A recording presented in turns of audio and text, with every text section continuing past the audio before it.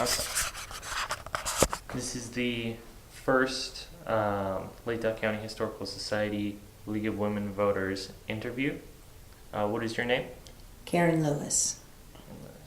And how long have you lived in Moscow? Since 1975.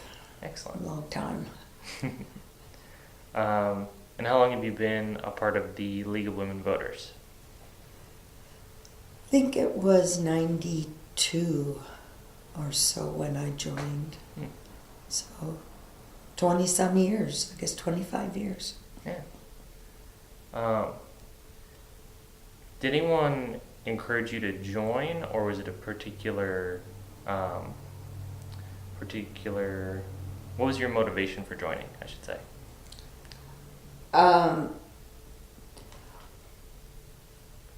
The motivation was going to some of the noon meetings and realizing that I don't think there were any men that were regularly there when I first joined, but these women were knowledgeable, interested, and doing things, working on things, and that I like that. Mm-hmm. So it was more of the people themselves that made you interested versus like a particular political drive? Yeah, I wasn't very political. I knew what was going on and stuff, but I wasn't particularly. Things didn't seem so bizarre or disturbing, so that I wanted to get more involved. But I just enjoyed being with smart people.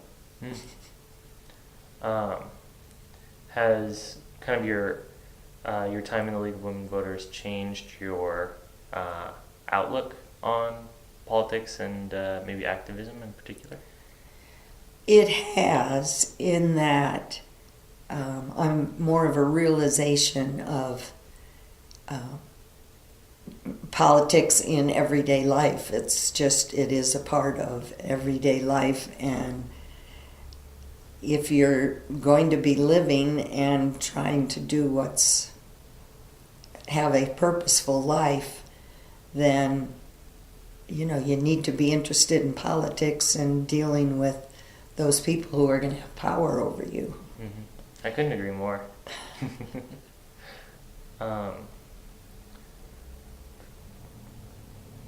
So what would you say is the most important, or maybe a better question is what is the most meaningful part of the League of Women Voters to you?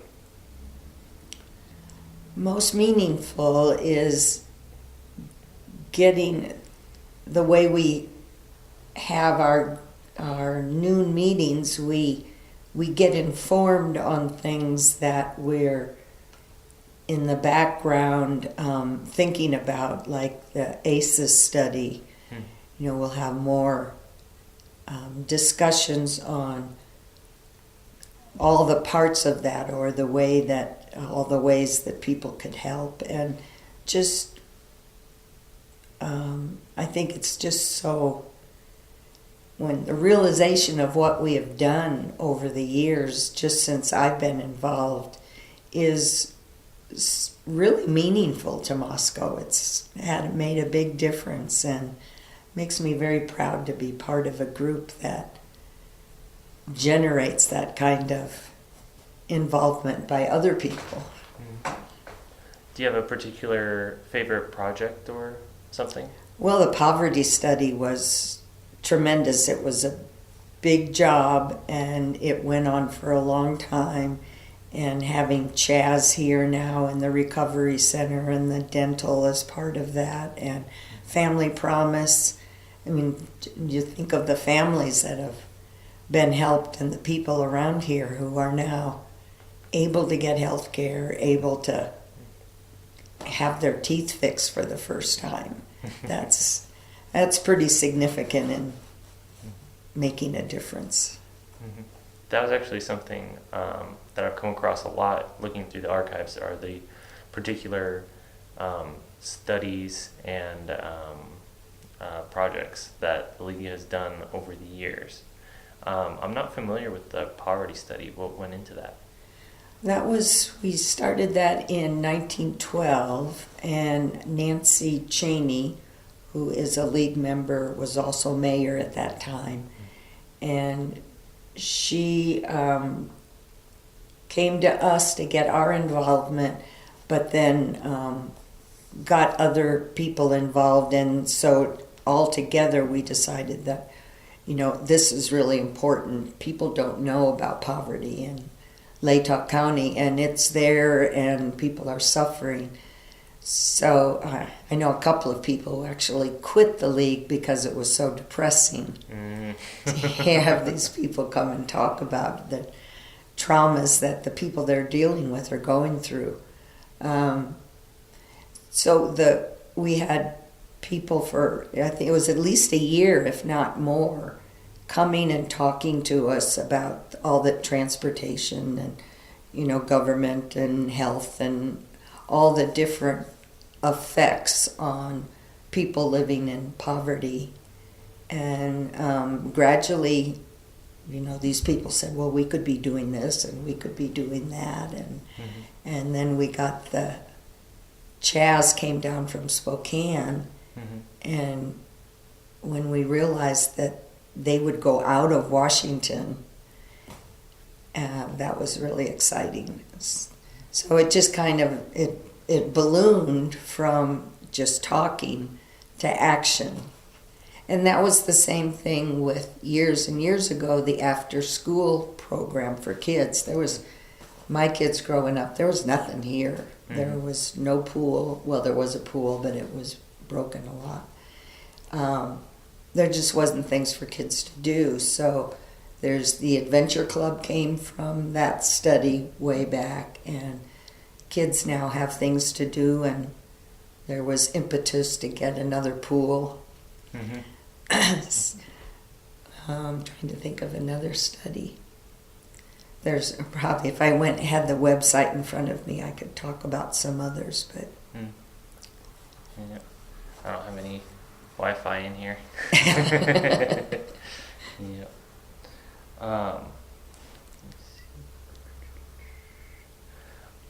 So one of the things that I was most interested in when I was going through the archives was particular pamphlets and published materials that the League of Women Voters would put out.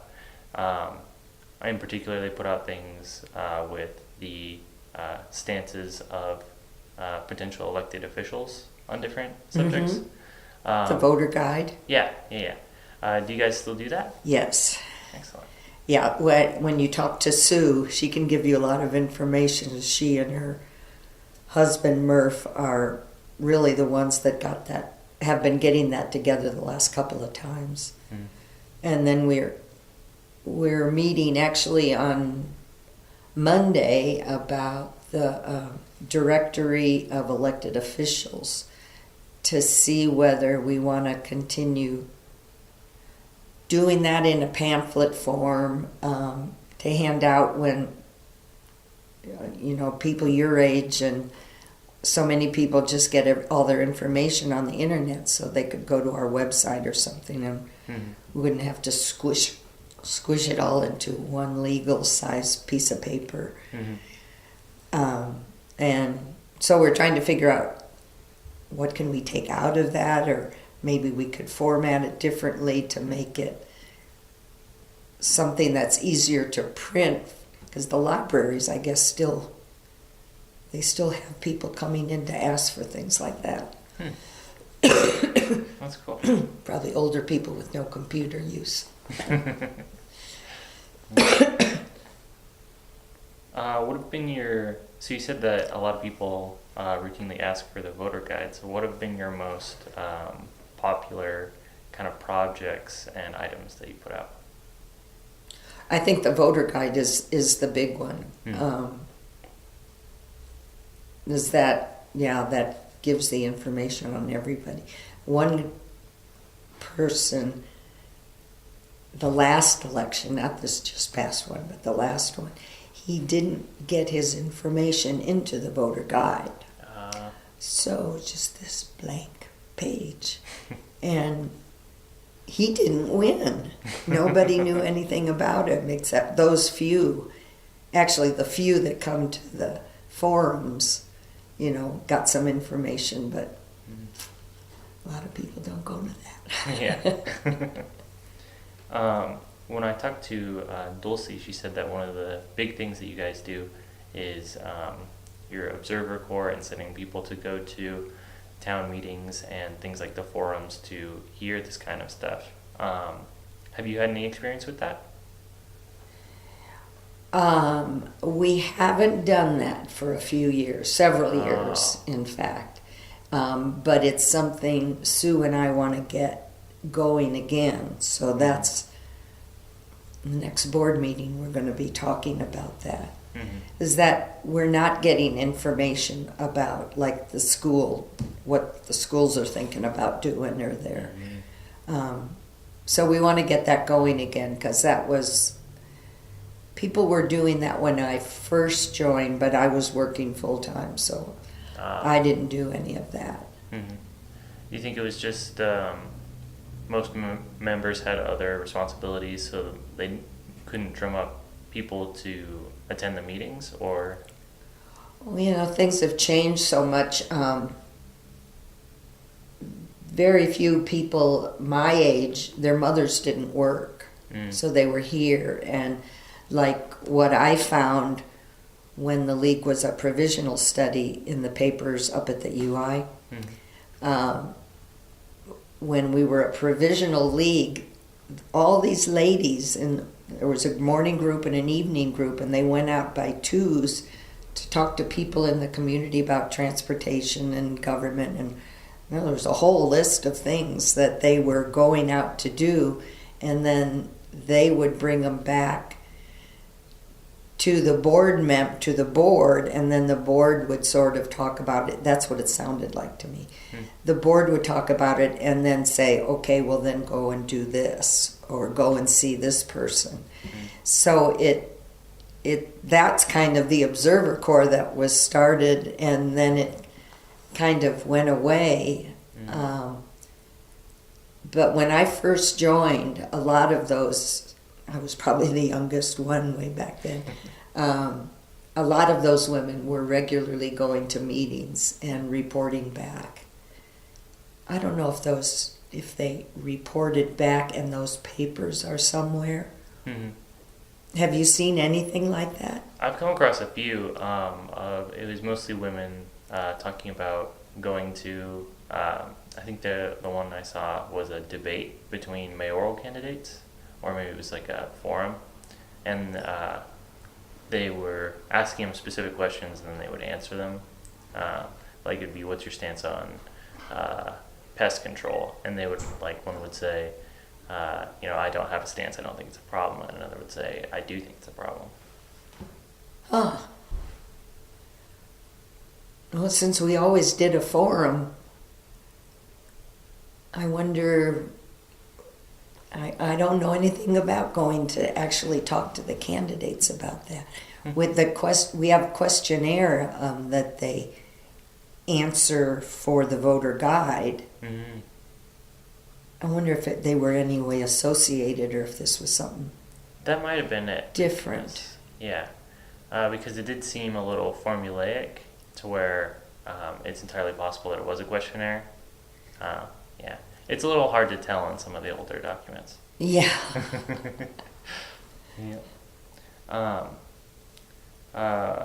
But all of the materials in the archive are obviously, if they're from the 60s and the 80s, they are hard copy paper. How would you say that digitization has changed the way the league does things?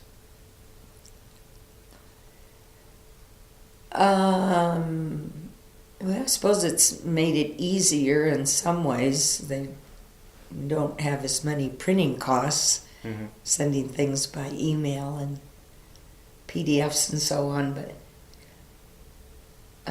like the mock election, which I've done the last 2 times. I've headed that. The last 2 times it was put on. And it'll be put on again next year. The transferring of things, of information, is a lot easier these days, where you don't have to physically walk over to the high school and get a piece of paper so you can take it somewhere else and get a signature or something. So in that way, electronics is really good, but there's still a lot of paper that gets developed for anything, it seems. I still like to hold paper. Yeah.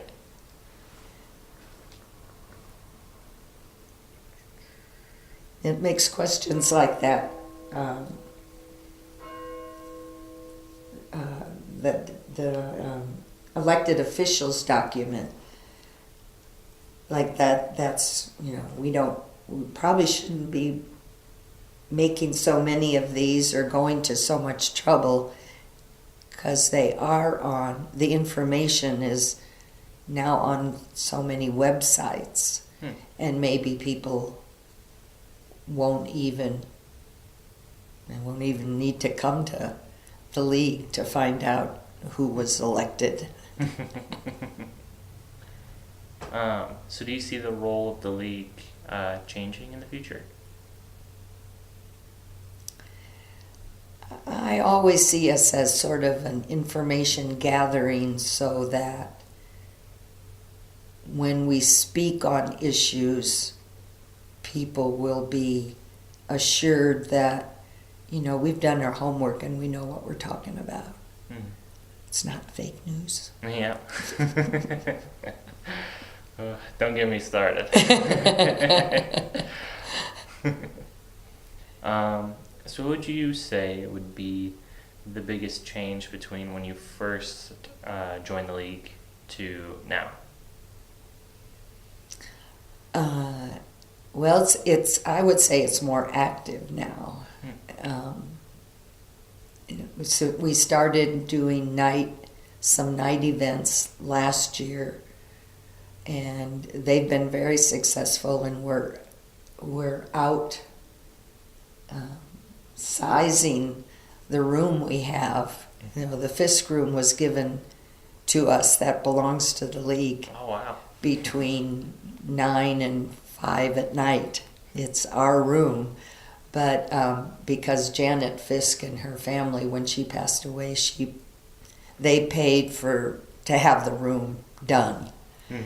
So, but I think we're getting too big. And now they're worried about too many people in that room at noon. The fire company is getting.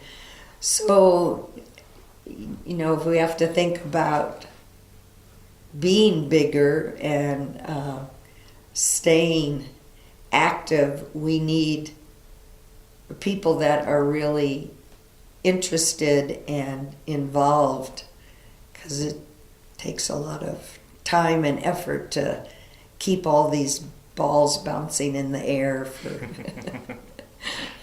Yeah. So you say you've been getting bigger. Have you mostly been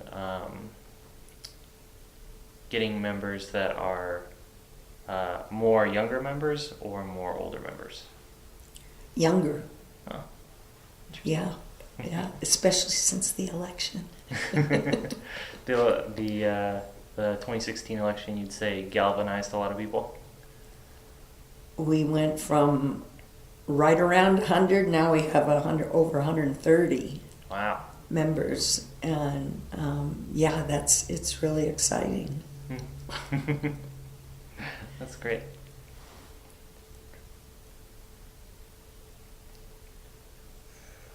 I guess that's about the extent of the prepared questions I have. Is there anything that you feel like I'm missing when it comes to trying to create a more complete picture of the league? Is there anything that I guess you want to tell me about it that you haven't already mentioned? Well, one thing I've been thinking about is been the League of Women Voters all this time, but they're 25 or more percent of our members are men. And I wonder, especially with younger people, that perhaps the name is, I don't know, sounding stodgy because it's so old. And should we change the name so that the name is more welcoming to men, women, transgenders, all the names that are out there now? Should we be the concerned voters, or I don't know, another name that's more in a larger name that makes everybody feel welcome right away, but also name recognition goes a long way towards. That's a good point. So anyway, that was been something I was thinking about. Yeah, that's really, I can identify with that a little bit because I went to the talk last week where they had the professor from the journalism department, and I was a little worried that I was, stepping where I shouldn't be stepping, I guess. I didn't want to intrude, but then when I actually came in, it was very welcoming and everybody was very nice. So I'm not sure if that is completely necessary, but I understand where you're coming from. You don't want to lose anybody who might want to get involved. Yep. I guess the last thing that I want to ask you about would be, because you already said that after the election there was a lot of an influx of members. What do you guys do to recruit new members? Well, part of that has been the nighttime events so that people who are working can come. And Dulcie has been tremendous with like the Hunga Dunga. But did you go to that? The what does she call it? Now I forget her saying. Something about beer and topics, hot topics and cold beer. That's what she calls it. And that the first one at Hunga Dunga there was probably, 30 some people there. And everybody was so fired up. Just, there were so many things people wanted to talk about and were upset about. And that was, feeling that kind of energy towards that was really good, really encouraging to keep trying and keep people like Dulcie around. She's got great ideas. Excellent. I've noticed even for the Historical Society, there's something going on all the time. Yep.